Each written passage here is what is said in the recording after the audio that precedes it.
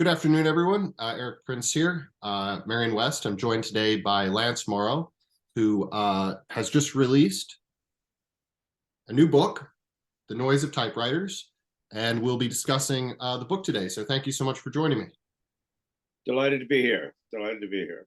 Let's start off by talking about the person of Henry Luce, someone who, as you mentioned in the book, you began working at Time, I believe, the year after his retirement. And I think you just kind of caught a glimpse of him once as he was in the elevator. Yeah. But this was a very towering person. I think a lot of people would argue one of the most preeminent private citizens of the 20th century. I think it's often said. But I think for a lot of people, maybe on the younger side, who kind of were born after his heyday, it might be difficult to appreciate the degree to which he influenced American life. So maybe if you could just talk a little bit about this sort of towering figure that was Henry Luce. Well, the funny thing is, actually, in March 2023, it will be 100 years exactly since the founding of Time magazine. Most people have forgotten about Luce these days. Some older people remember him, but many, as you say, many younger people don't remember him at all. Younger people also don't quite grasp that the importance of magazines in the 20th century.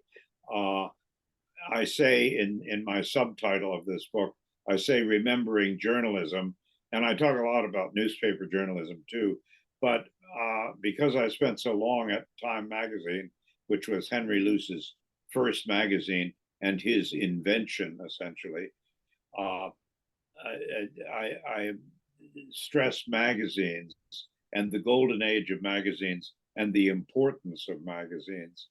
Luce was, as you say, a towering figure at one time, but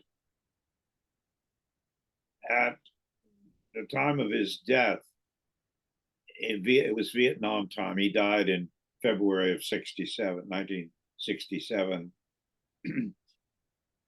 At the time of his death, his magazine was just beginning to lose its authority because of the war. The country was very, very deeply divided over the Vietnam War, and those divisions were beginning to be very severe in 67 at the time of his death. And 68, they got much worse. 69, even worse. In 72, a guy named Swanberg, W.A. Swanberg, wrote a very, very negative biography of Luce. That was the same year that Life magazine folded, and the empire began to fall apart. The title of Swanberg's book was Luce and His Empire. But anyway, Luce was his importance. The reason that in this book I say that he was probably the most consequential, in my opinion, most consequential journalist of the 20th century, it was because his magazines were so influential. They had such enormous impact on the American middle class. Not only Time magazine, but also Life, and to a lesser degree, Fortune. And Luce, in effect, helped Americans understand themselves, or he gave them a version of themselves in his magazines. And so he was a tremendously interesting, much neglected, in my opinion, figure. And part of the purpose of the book was to talk about Luce and talk about remind people of another time. It was a different country, and it was a different world, and it was a different journalism. A sort of shorthand for that would be typewriters versus computers and computer screens and all that. At one point, you quote John F. Kennedy. He says, "I like old Luce. He reminds me of my father. Those tough old guys made it on their own." Yeah, yeah. And I think maybe Henry Luce, obviously, he's born in China to missionary parents, and then he comes to the United States. And I think you talk about how, kind of at boarding school and Yale, he wasn't necessarily kind of part of that old guard, and he kind of made it on his own in many respects. Yeah, well, he and Joe Kennedy were very different Right. in many ways, and yet they were sort of beasts of the prime in the sense that they were these founders. They were Lewis founded Time Inc. and Joe Kennedy basically founded the Kennedys, and uh, Luce was a missionary. It was very consequential that he was the son of missionaries. This was a very important thing. He was conceived in the mid Pacific on the way to China in 1897. He was born in 98. Um, and he spent his first 13 years in the mission at Shandong, China. So he came from old American stock. The original Henry Luce had come to Martha's Vineyard in 1636. But when Luce came from China to Hotchkiss to begin his schooling in America as a uh, as a scholarship student, and he was also a scholarship student at Yale. He was coming almost as an immigrant. He was coming as a newcomer. And over on the other side of the world, the missionaries in China had idealized America. It was to them, it was this far off, perfect place, an object of their longing and nostalgia and so on. So he came to the United States, and in his magazines, it's my theory, he set about inventing or reinventing his version of America.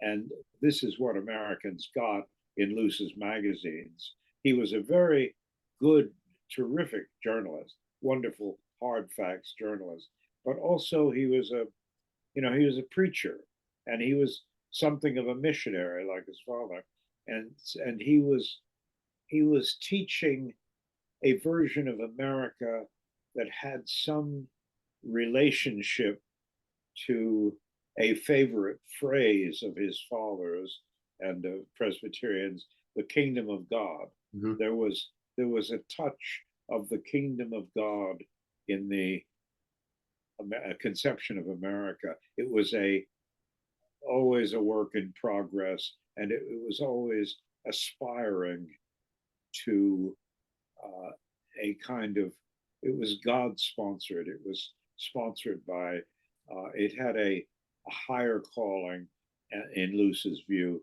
And so this worked its way into the ways of his magazines, and which, however, were brilliant creations journalistically, I believe. Um, so that was part of this complicated character. And I think a point that you try to make clear throughout the book is that Luce was interested in big ideas. And I think probably he's most famously remembered for the phrase the American century, which was obviously maligned in certain quarters. But Luce is a big picture guy. Yeah, yeah. As a matter of fact, one day he sent around a memo to his editors saying, "Listen, don't be afraid to capitalize uh, abstract nouns.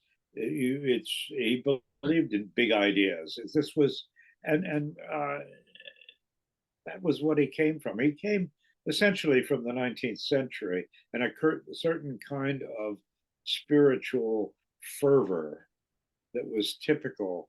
His father had been very active in something called the student volunteer movement. His father was the Reverend Henry Winters Luce, a graduate of Yale. And the student volunteer movement had the slogan to evangelize the world in one generation. And this was they heard the call out of the cry out of Macedonia. They were to be these terrific. They were to evangelize the world. So big ideas were meat and potatoes to Henry Luce, and that got into the magazines. He was a he sent a memo once to his assistant during the 30s. The memo said, "See me about Hitler," which was a typical of the kind of his attitude toward his relationship with history. So moving on a little bit from the biography Yeah. of Luce himself, I'm interested in this sort of reporter essayist distinction. For instance, in the book, you write, I've been primarily an essayist rather than a news writer, and the essay is a retrospective form. And it reminds me of certain commentators who have said, for instance, that Walter Lippmann saw himself more as a commentator or a political philosopher rather than a reporter. I think of someone like George Will, who obviously offered some praise on your book jacket. And I'm sort of interested in this idea of writers, especially from this era, who are essayists more than perhaps news writers. Well, the Time created an essay section in the early 1970s, and I suppose, the first regular essayist for Time, and I did it for many years. Now, what's the difference between a news writer and an essayist? An essayist is, by definition, reflecting on events. The reporter, the news writer, is reporting the events. The essayist is saying, basically, what do we make? What do we make of this event, or what do we make of this dilemma? Gun control, abortion, Chinese balloon going across the country. What do we make of it? Whereas the news writer is saying a balloon, a Chinese balloon, went across the United States and we shot it down. So there's that basic uh, idea. The essay to me is a is a wonderfully interesting form. It's basically, not to be, I hope it doesn't sound grandiose, but it's it's the adventures of an idea as it passes through your mind. In other words, what do we think of this? Whatever the subject, capital punishment. What do we say about capital punishment? What is there to be said about capital punishment? Is it permissible? Is it a good thing? Is it does it deter crime, or is it an injustice always? Uh, you argue with yourself, basically. I mean, I think that's what's interesting about an essay is a if the essayist honest, if the essayist is honest, what he's doing is arguing with himself and herself, trying to think through a subject.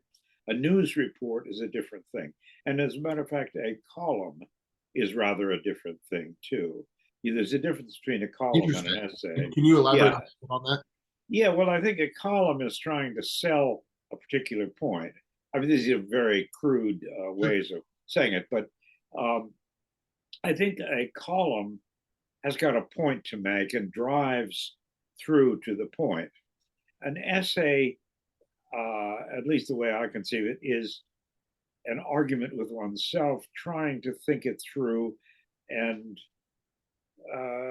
figure out what the truth of it is. And if you look at Plutarch's lives, Plutarch had a genius for first he would start with the negative sometimes and tell you everything negative about this person until you were saying this is the worst human being that ever lived, and then he will start giving you the positives. Mark Antony, for example, and so you'll start off saying a horrible man, and then he gives you the other side. He said, but on the other hand, this is he did these other terrific things. Thomas Macaulay, in his biographical essays in the 19th century, did exactly the same thing. And his, I think it was a Warren Hastings, for example, is you would you would you would get the worst and then the best, and it was an interesting argument going on in his mind and also in the reader's mind. So it's a form of reflection. I think the essay is a wonderful form. I really like it a lot. Well, there were a few phrases that you used in the book in the context of sort of describing an essay that I jotted down, which I thought were very interesting. And one was this idea of an accumulation of anecdotes. And the second was this idea of leaps of association, which I think speaks to what you're describing about internal mental engagement with the ideas as they sort of move around in one's mind. uh,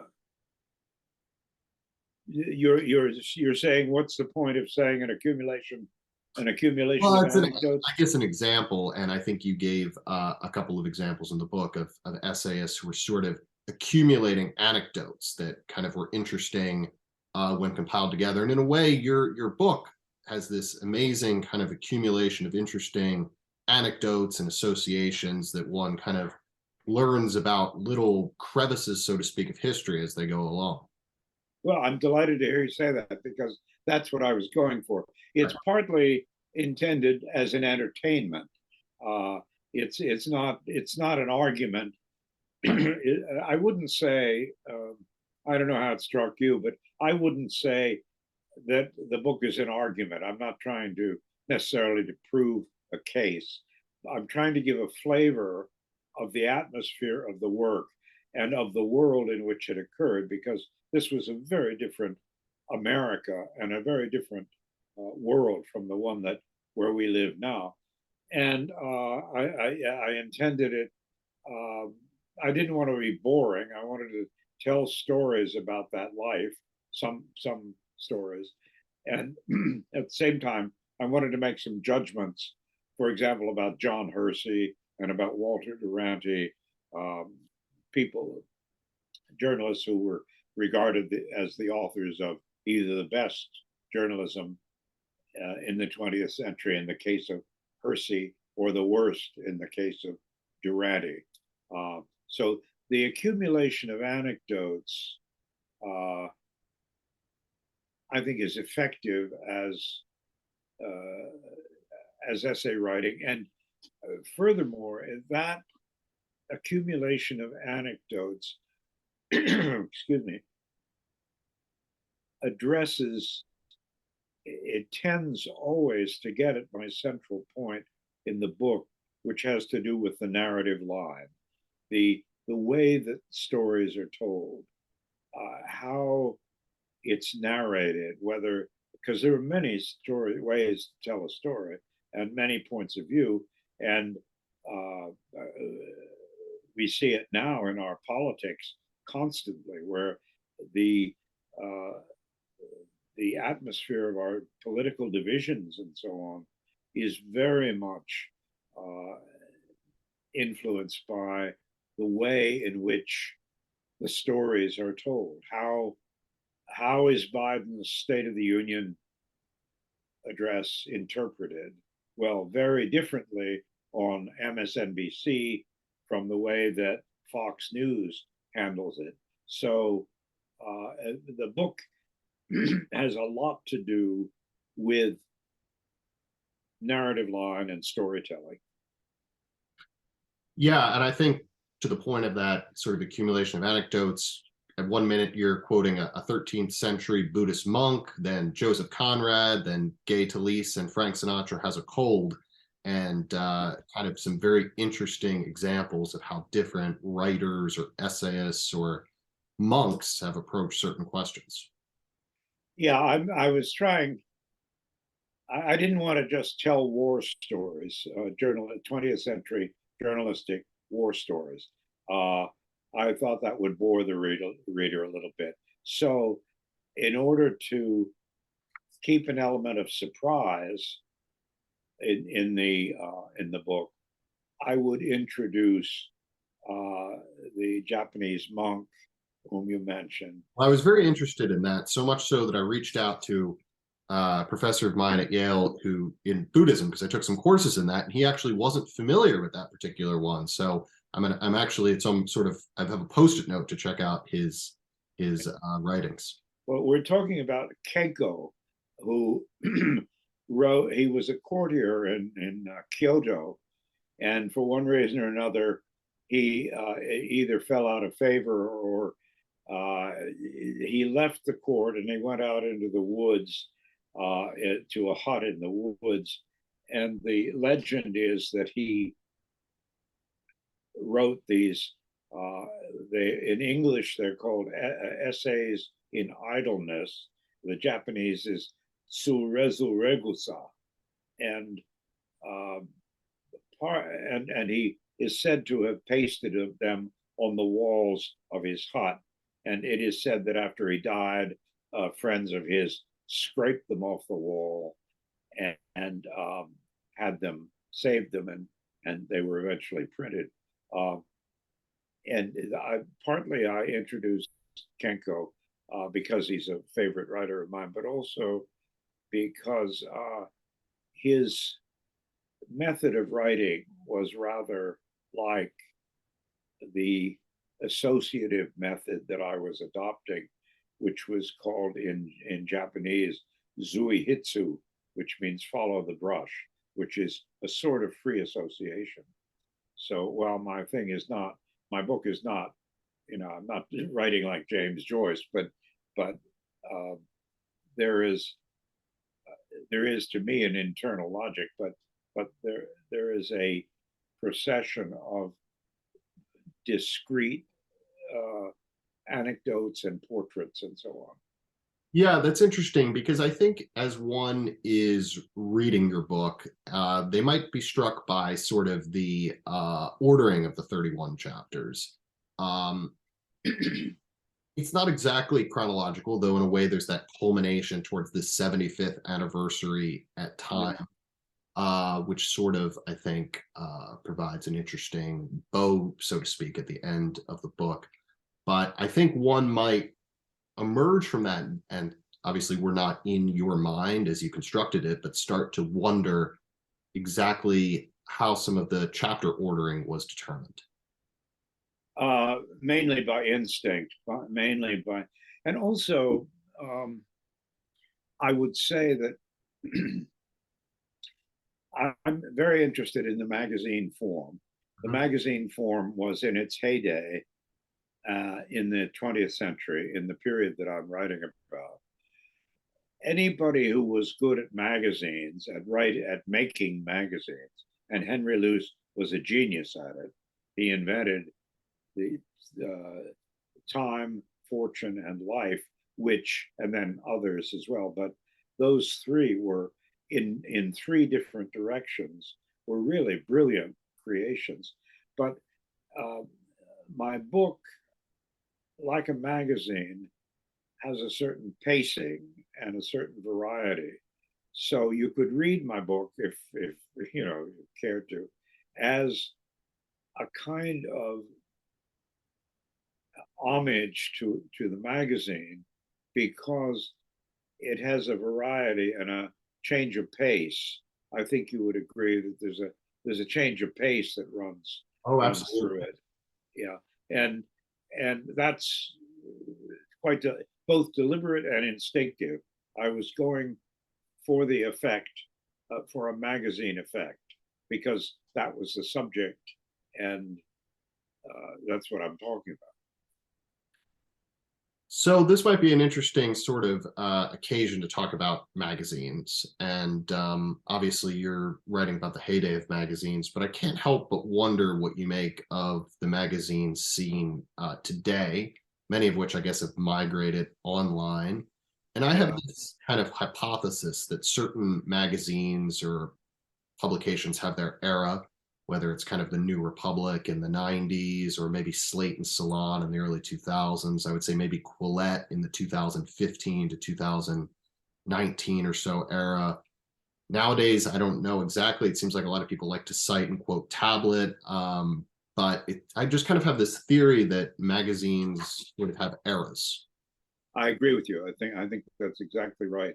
The interesting thing about Luce was that he managed to make his magazines rather dominant for years and years and years. Much gave them a preeminence uh, that would lasted much longer than the normal period of a magazine that you're talking about. But I very much agree with you that magazines have their moment. Uh, Even the big ones. I mean, the old Saturday Evening Post was a very important magazine Yeah, in you love that. America. Yeah, and my father was a Washington editor for some years at the old Saturday Evening Post. Now that had a very particular. I think the reason that they have their moment is that they have a certain resonance with their readership and a certain resonance with the with the moment and what's going on in the country. And the Saturday Evening Post very much uh, touched a certain middle class vibration. A it spoke. It connected. You could feel it when, by the way, when you worked for these magazines, you could feel this connection. I could feel. I worked for Time, uh, especially in the beginning, when Time was very much connected to its readership. And in American homes, this was when television was in a very early stage, and well, not very early, but it was television news was certainly in a rudimentary state, and so magazines were terribly important. If you lived in Wichita or Des Moines or Baton Rouge or someplace like that, the Time magazine would arrive in the mailbox on, say, a Wednesday, and it was not uncommon for an American paterfamilias uh, to install himself in his chair and devote an evening to reading through the entire Time magazine, and then to come away with it with the feeling that he had updated himself on the state of the world. And it was regarded as not only an entertainment, but almost a civic duty. And um, magazines had, as I've said before, a good deal of importance, and much more than one thinks of now.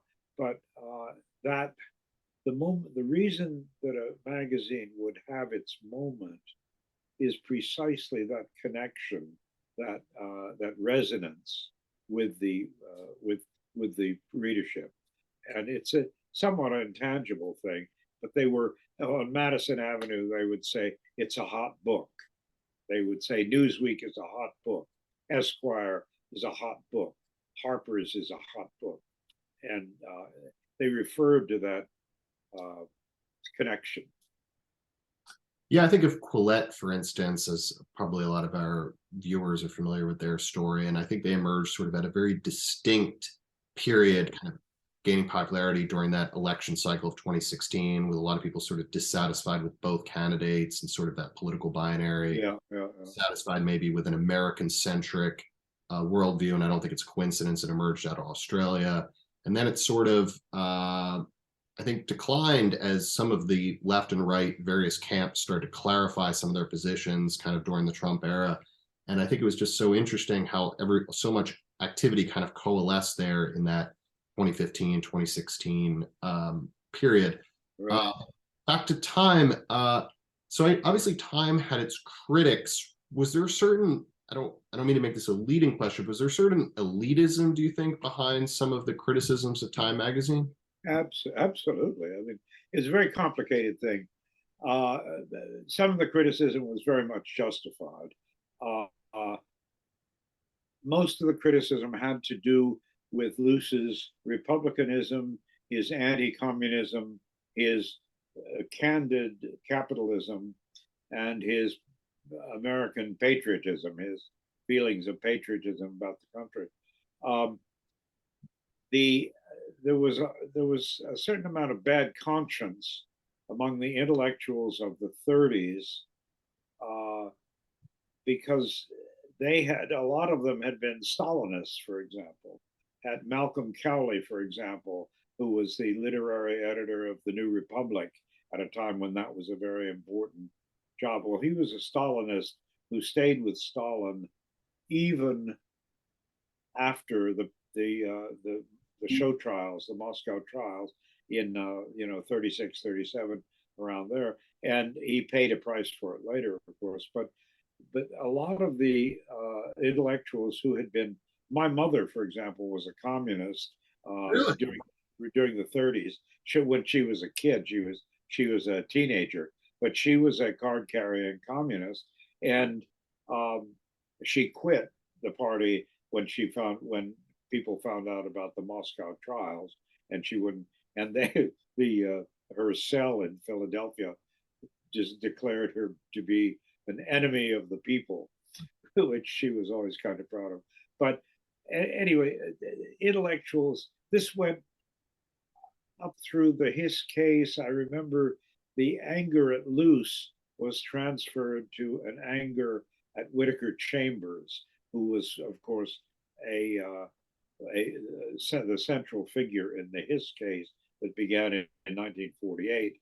And Whittaker Chambers had been one of Luce's favorite writers and editors. Whittaker Chambers was an apostate communist who had left the party, and then during the House Un-American Activities Committee hearings in 1948, he revealed that Alger Hiss had also been working for the Soviets, even though Alger Hiss was a very high-ranking official in the American government.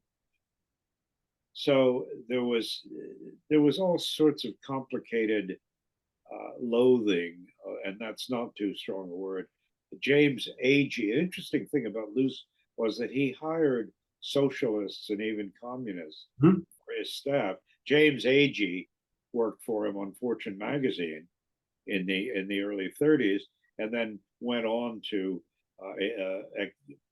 do an assignment that turned into his very strange but very interesting book called "Let Us Now Praise Famous Men," about the Alabama sharecroppers. But Agee couldn't stand Luce, and he would there was a story that Agee would sit. They were in the Chrysler building, way high up in the Chrysler building, before they moved to the Time Life building, and the Fortune had his office in the Chrysler building. And late at night, Agee would be in his office.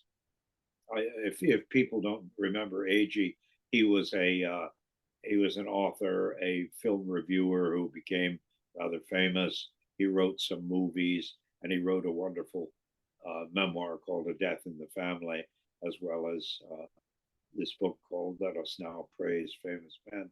But Agee would sit in his office way high up in the Chrysler building, and he always had a bottle of bourbon in the desk drawer, and he had a Victrola record player on which he played Beethoven, and he had a fantasy that he would go out of his office, walk down the hall with a pistol, walk into Henry Luce's office, prop the pistol on Luce's desk, shoot him in the chest, and kill him. And Oh my that goodness.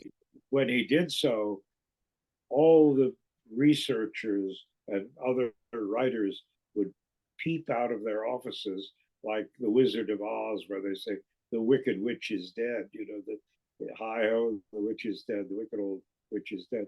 There were my point is that there was a great deal of rather vivid animosity toward Luce, including among his own staff, and he hired the leftists, Ralph Ingersoll, for example, who was one of his top men, was the editor of Fortune. And while he was the editor of Fortune, one night a week, he was going to a Marxist study group. Hmm. And then finally, he he left Time Inc. to start a magazine called, or rather, a newspaper called PM, which was a very left wing newspaper. And Luce brandished $1 million in front of him and said, "I'll give you $1 million if you'll stay with me." And he said, "No, I'm going to go off and found this left wing newspaper." So Luce was not some kind of simple minded reactionary. He was a very interesting and complicated character. And I think you may even have mentioned at one point that he appreciated a certain streak of insubordination in some of his people. Exactly. Yes, he did. He didn't. He didn't like people who agreed too readily with it, Yeah. and he also tolerated. There were a lot of eccentrics at time. There were a certain number of alcoholics. They were, and he tolerated these people because he thought that that went with genius, maybe, or talent, that he had to put up with it. And he had a very good eye for talent. But in one of the things I write about is that at Time and Time Inc. In those days, they were really interesting people. They were very, very smart, and with a few exceptions, but they were very, very talented, smart people. So I think one thing that people might not, a lot of people, just we're talking about those who don't kind of remember the Henry Luce era, they might be surprised by sort of the lack of bylines that at one time sort of took place. Well, And that was, yeah. I'm sorry. Go ahead. I'm sorry. no, go ahead. Yeah, that was. Time began in 1923 as basically a rewrite sheet. There were no bylines; they were just cutting and pasting, and more than pasting, they were jazzing it up. Britain Haddon, during the 1920s, uh, insisted on doing all the editing himself, and he had a kind of a wise guy, collegiate sense of humor, and he's the one who originated that original Time style that was so brilliantly parodied in a 1936 parody by Alexander Walcott, or no, Walcott Gibbs, excuse me, Walcott Gibbs in the New Yorker. Backward one run the sentences until real is the mind. Britain hadn't kept a copy of the Iliad on his desk, and he would search through the Iliad to find Homeric epithets to fasten onto politicians from Minnesota. But anyway, it started out as a rewrite sheet. Then, when they got some money, they hired some correspondents. They had some writers and editors and stuff. But the news magazine was always intended to speak with an institutional voice, with a snappy, smart aleck. This was in the first 20 years. Say, the war made it more serious, but voice, and that was without bylines. So Right. it was rare that you'd put a byline in there. And then eventually, Henry Grunwald, after the 60s, Henry Grunwald became the managing editor in 68. And the whole business changed, journalism changed, the new journalism. The Mhm. new journalism was extremely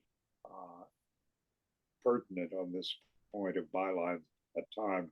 And so Henry started putting bylines on the stories, and it changed the magazine quite a bit. I was very fortunate that I came in.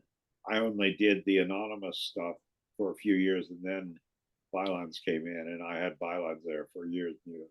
But I think there's still an element of that being an ongoing debate. And I remember there was an editorial, I think within the past year or so at National Review, talking about how they like each of their writers to have sort of a distinct voice, and it's kind of maybe more writer centric. I can't speak to how it was decades ago before my time, but I read sort of that editorial recently. And then I know there are other publications that are kind of more err on the side of you read the piece and you know it's from magazine X or Y. So I think it's still kind of an interesting on. Yeah, it is. It is. Yeah. Yeah, I agree with you. I mean, but that's kind of an atmosphere, isn't it? I mean, it in the atmosphere of the magazine might tend to get into the voice of of the writer, even though he has a byline. That remember Tom Wolfe was razzing the New Yorker at one point in an article he did, and he described he described the New Yorker's literary style as the witchy thicket, witchy witch like the pronoun WHICH, which because there were so many sentences that went on and on and on with which clause, that clauses begin which, subordinate clauses running through the thing. So Tom Wolfe called the New Yorker's style the witchy thicket. Uh, time Time had its own style, but it was never after say the 40s into the 50s. It wasn't as uniform as people thought it was, but it's what you say is true. I mean, a New Republic story would tend to have a certain vibration, and an Esquire piece might. Although Esquire, when Ed Kosner was running it, and there would there would there were so many very powerful original voices in the so-called new journalism that I mean, for example, it's anomalous, but Joan Didion wrote some lovely pieces for the old Saturday Evening Post. And Joan Didion is the last person that you would think of as a writer, as a Saturday Evening Post writer. Mm-hmm. This was just toward the end of it, the Post's life, of course. So before I ask kind of my final topic, I wanted to briefly kind of get your thoughts on sort of a debate that a lot of people, back to this idea of looking back retrospectively, like to bring up. And there's this argument sometimes made that one of the big shifts has been sort of journalism being practiced by sort of working class folks to folks from, Harvard and Yale. But then when one thinks about, obviously, Henry Luce went to Yale, I believe you went to Harvard. So do you think that is sort of an overblown explanation sometimes made about the transition of journalism? Well, are you talking about? I mean, I point out, I contrast in my book. I say, well, you had Joe and Stuart Alsop, for example, who were Harvard and Yale and were Alsops, cousins of the Roosevelts and so on. And then you contrast them with Jimmy Breslin and, yeah, exactly. Pete Hamill, who were the working class Irish saloon writers. So different methods, different atmosphere, different cast of characters. And, I don't know if you've read it, but in Roger Ebert's memoir, he talks about this distinction a lot as well. In Roger Angels? Roger Ebert, the film critic. Oh, no, I didn't read that. Yeah, so he talks about this a little bit as well, sort of journalism is practiced by kind of these hard-drinking urban Irishmen. Yeah, well, of course, there was always that's interesting because time, for example, for years and years was very Ivy League, and it was very WASP, very Ivy League. But if you look back at journalism going back to the turn of the century, to William Randolph Hearst and so on, you had an awful lot. I mean, the essence, the atmosphere was working class, kind of boozy, kind of down on the heels, but some brilliant writers and some old hacks and so on. If you look at Frank Capra's movies, which I talk about a good deal in my book, if you look at It Happened One Night, 1934, when Clark Gable plays an intermittently hired slightly boozy, but noble, essentially noble newspapermen. So um,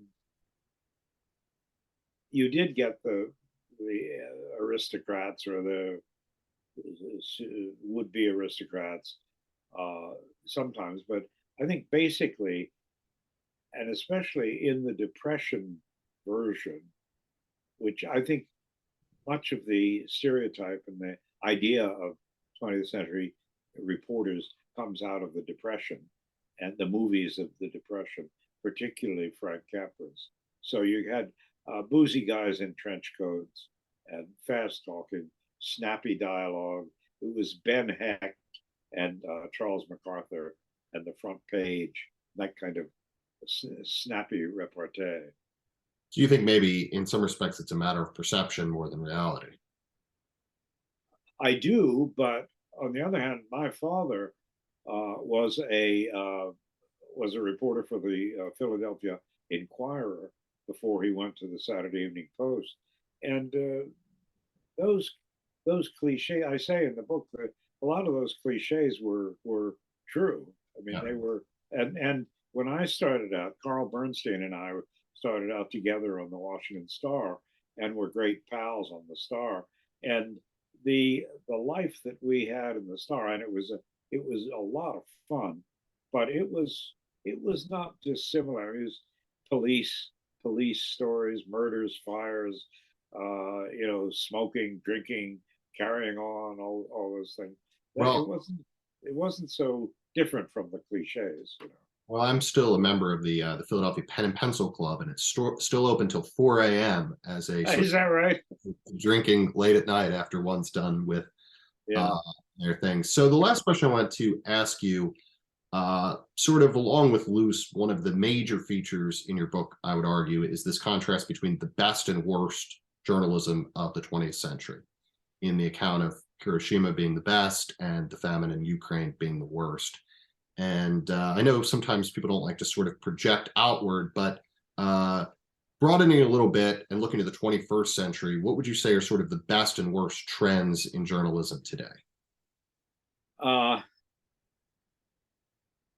well, the best. I mean, there is obviously still a lot of good reporting going on, and there's some very good reporters, and one can only speak with respect and even awe about certain war reporters, for example.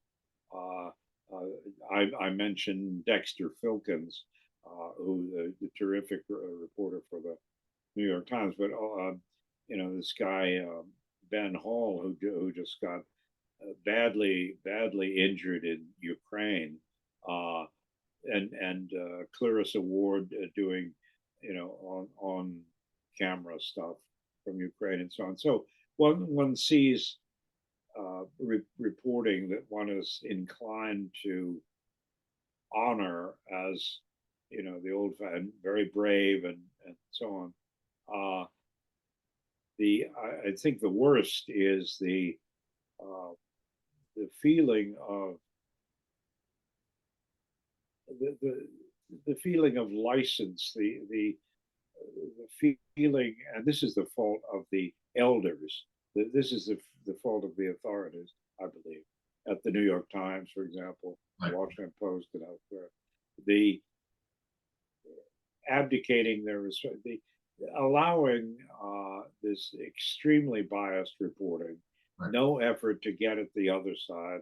No, there's a lot of this is a very complicated country, and there are a lot of people that whose perspective, whose way of thinking and way of life goes completely unreported and not understood, just like alien to some of these reporters, and the tendency of these uh, reporters to think alike, to write alike, to have the same opinions is very depressing, and I think very subversive to journalism. I think they are deeply damaging journalism, and I think the editors who fail to enforce decent standards along those lines.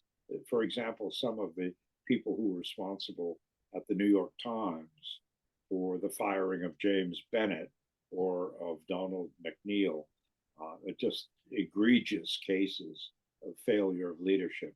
And I'm Prior sorry. to that, in the summer of 2019, as one recalls, sort of the whole uproar over a certain New York Times subheadline, I think it was Trump assails hate and not guns or something like that. And there was a whole revolt in the newsroom at the New York Times that I guess the senior administrators capitulated to. Well, that you see that not only at the Times but in publishing houses Right. that's occurred. I mean, Paul Gigot over at the Wall Street Journal beat back an attack like that very firmly. And those people, that kind of revolt, one is happy to see ideals and principles and convictions and so on, but to for the leadership of a great paper to capitulate to just because it's a mob saying we don't want this, that's you're getting into the cultural revolution. You're getting into Red Guards. It's not too much of an exaggeration to say that is a very dangerous way to go. And I've been absolutely amazed at those capitulations and the weak-minded, almost childish and silly decisions that some of these people have made. Yeah, I guess Andrew Sullivan in New York Magazine would be another example. That was New York Magazine that he wound up on Substack because Right. they ditched him. But did they ditch him for? Why did they ditch him? I I can't think he remember. was doing, it was around the George Floyd summer, and I think he was kind of critical about some of the goings on, and they, didn't want to continue with his column, and he had to go to some. Yeah, I'm not. I can't comment on that because I don't know the fact. I mean, I like Sullivan, but I don't know the fact. Well, Mr. Morrow, thank you so much for joining me. I think it's a very interesting conversation. And once again, the book is The Noise of Typewriters with the subheading Remembering Journalism. So thank you so much for chatting with me today. Enjoyed it. Thank you. Thank you.